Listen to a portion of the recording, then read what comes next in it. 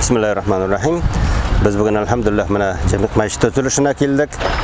Azrak indi biraz informatsiya berip ötesi kile, çünkü bunda bek zor iş başkarıldı bugünkü günde.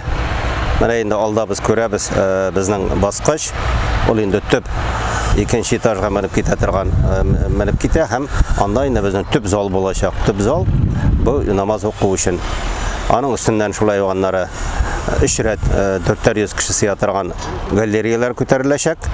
Elhamdülillah. Şulay ayında anın aslında birinci kat olayında şulay hazır. Anda endi bizning iki yak qırqırıyda maxsus bölmeler bulacak.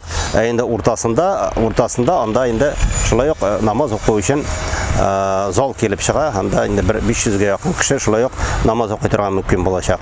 Anın aslında şulay hali tağan podval oluşu var. Alar ikisi de şul 4 metreden artıq biyiklikte. Podvalda endi şulay anda hocalık bölmeleri bulacak, Allah nasip etse.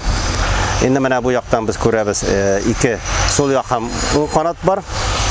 Endi 10 kanattan anda irler kiratirgan bola, kirip anda endi şişini bölmeleri, taharat bölmeleri bulacak. Endi üstte endi Allah nasip etse anda türlü maxsus bölmeler ham oku bölmeleri bulacak.